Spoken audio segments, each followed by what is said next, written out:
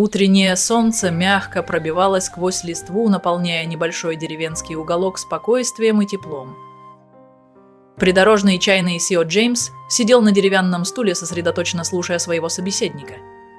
Они увлеченно обсуждали новый проект, разговор шел оживленно и легко.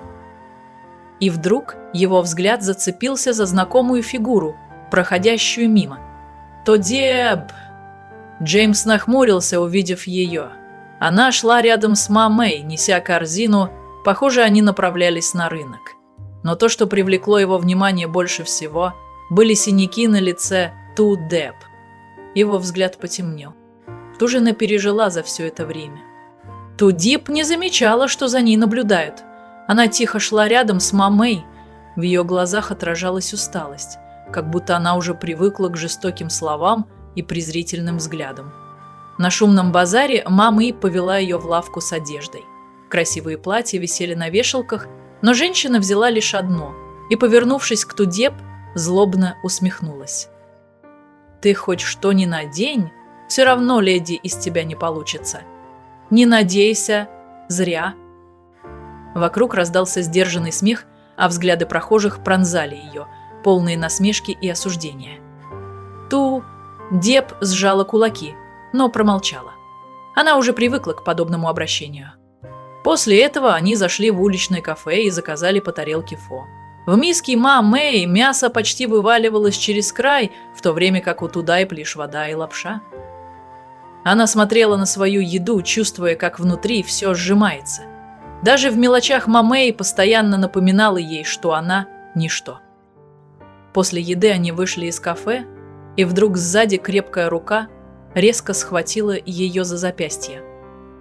Тодеб подняла глаза и замерла. Перед ней стоял Джеймс. «Пойдем со мной». Его голос прозвучал твердо и безапелляционно.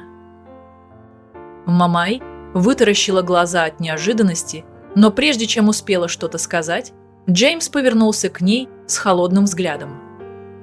«Нам нужно поговорить». Атмосфера мгновенно накалилась. Тодеб в растерянности позволила увести себя. Внутри нее бурлили смешанные чувства.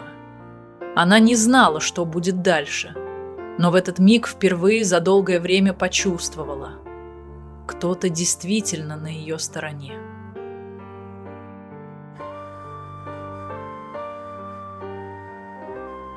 Утро прошло в напряженной атмосфере. Джеймс вернулся домой, чтобы заняться делами. Он выслушал отчеты сотрудников, обсудил текущие задачи и дал распоряжение по новым проектам. Закончив работу, он сразу же направился к давнему знакомому, начальнику местной полиции. Сев напротив, Джеймс перешел сразу к сути. «Я пришел попросить вас о помощи. Я уверен, что Тодеб подвергается домашнему насилию». Он помолчал, затем добавил твердо. «Пойдемте со мной к дому Мамай, и я хочу, чтобы вы зафиксировали все сами». Начальник полиции задумался, но в итоге кивнул. Когда они пришли к дому, Мамай встретила их с раздраженным выражением.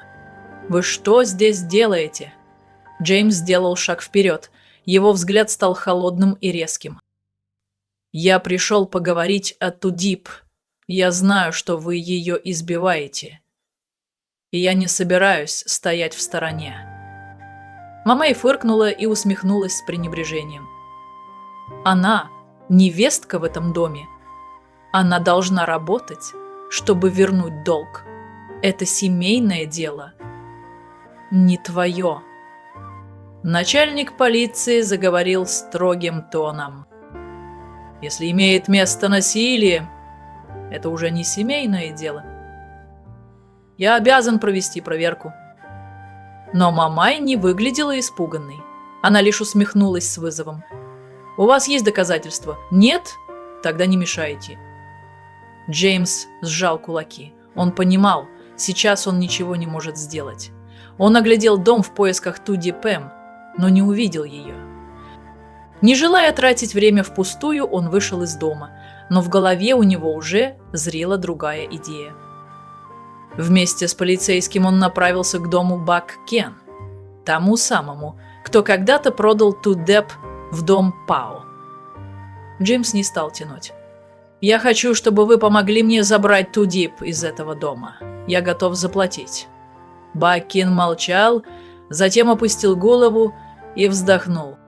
«Я слишком виноват перед ней. Если смогу, помогу». Так начался их план.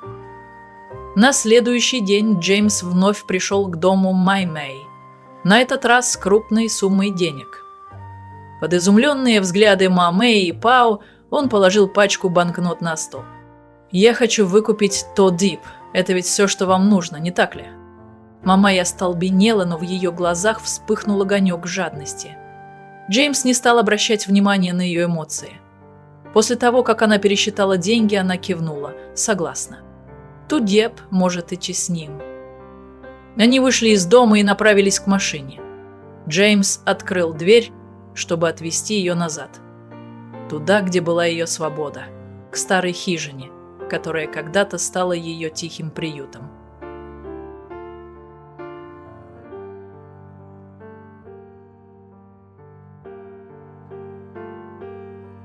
Покинув дом Бамай и направляясь к машине, Тудеп крепко прижала к груди своего маленького песика. Ее глаза покраснели от волнения.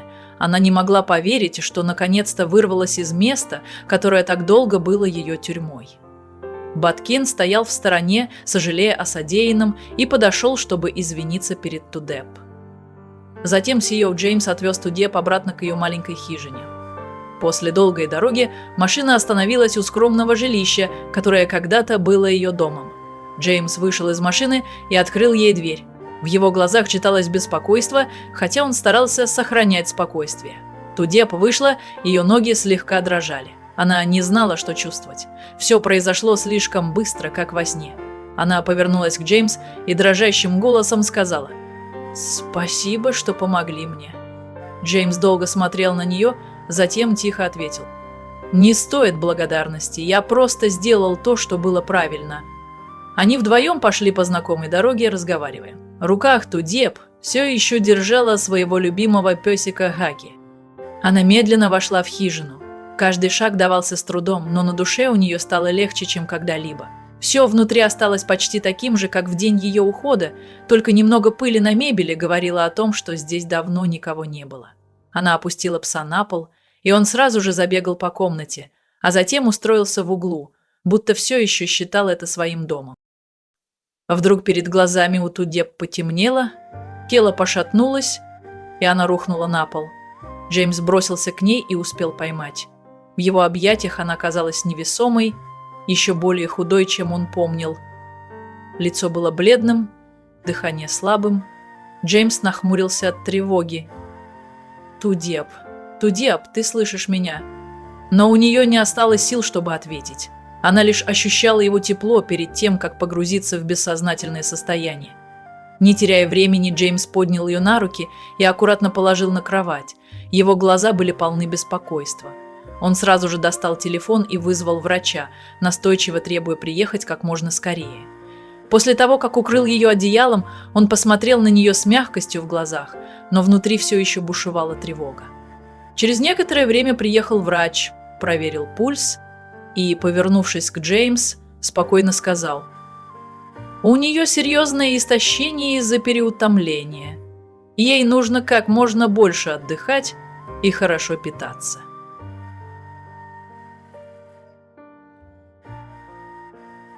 После того, как врач ушел, Джеймс понял, что Тудип нужно не только отдохнуть, но, что еще важнее, восстановить силы.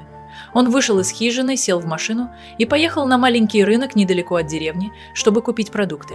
Добравшись туда, он быстро осмотрел прилавки, выбрал немного риса, фарш, свежие овощи, а затем подошел к точке с яйцами, взял несколько штук, чтобы потом использовать для снятия синяков у нее. Продавец с любопытством посмотрел на него и заметил, что, наверное, он покупает для больного человека. Джеймс просто кивнул с легкой улыбкой, не говоря ни слова. Вернувшись в хижину, Джеймс развел огонь и начал готовить рисовую кашу. Пляшущие языки пламени отбрасывали на стену его высокий силуэт. Он ловко промыл рис, поставил кастрюлю с водой на плиту и аккуратно начал добавлять ингредиенты. Никто бы не подумал, что такой мужчина, как он, способен с таким терпением мешать кашу на дровяной печи, но в этот вечер он был готов на все, лишь бы Тудип могла поесть горячей еды. Лишь глубокой ночью Тудип пришла в себя. Она медленно открыла глаза, несколько секунд смотрела в потолок, затем с усилием села. Ее мучил голод, отчего все плыло перед глазами. Но больше всего ее поразила сцена. Джеймс сидел у огня и варил для нее кашу. В этот момент она не знала, что сказать. Джеймс заметил, что она проснулась, и сразу же встал, подошел к кровати. Увидев, что она в состоянии сесть, он с облегчением выдохнул и, сдерживая тревогу, но с ноткой упрека в голосе произнес: «Раз ты проснулась, поешь немного. Не надо больше терпеть». Тудип опустила голову.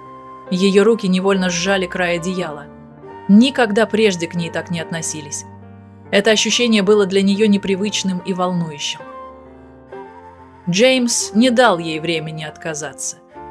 Он сел рядом, аккуратно зачерпнул ложку каши, подул на нее и протянул ей. «Каша еще горячая, ешь медленно». Тудип немного посмотрела на него, а потом послушно взяла ложку.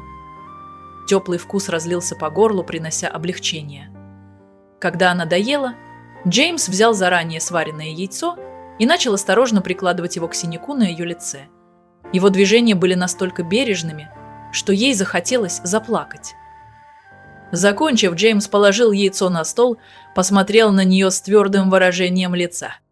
«Теперь спи, не думай ни о чем». Тудип молча кивнула и укрылась с головой. Джеймс встал, вышел наружу и сел у порога хижины. Он знал, что этой ночью ее сердце все еще полно тревог, но, по крайней мере, теперь у нее будет сон спокойнее, чем в прежние дни.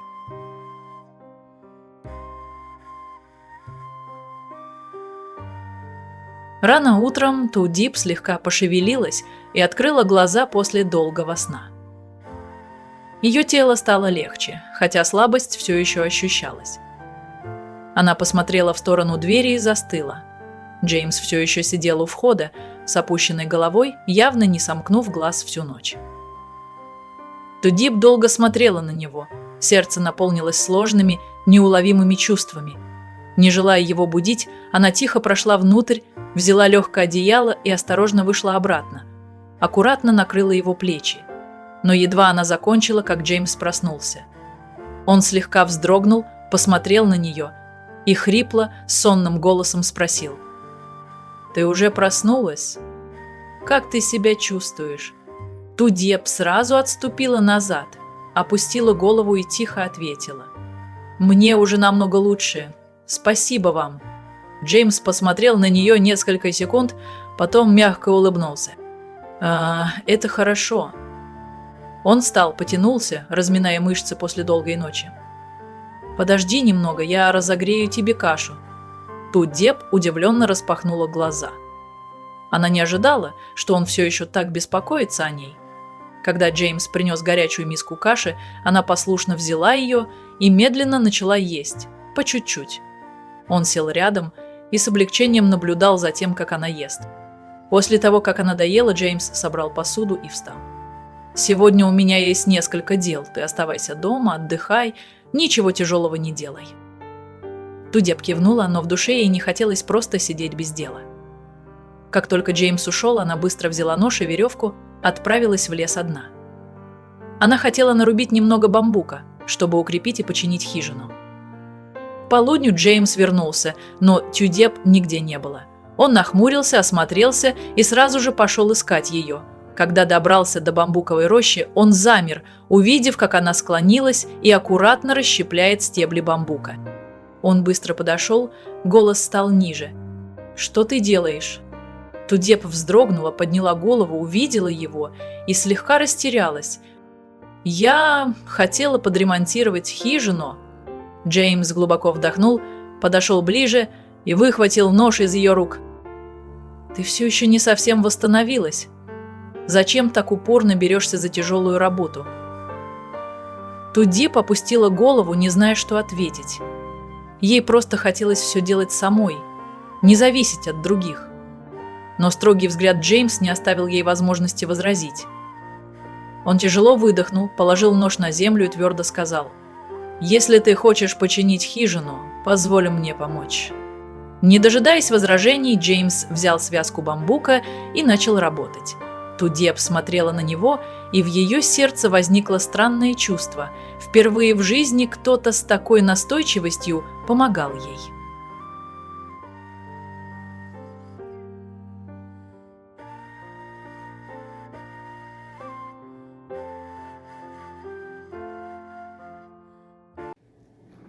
Trong khi đó, tại ngôi nhà cũ của Diệp, không khí căng thẳng bao trùm như một đám mây đen kịt đè nặng lên từng góc nhỏ của căn nhà gỗ cũ kỹ.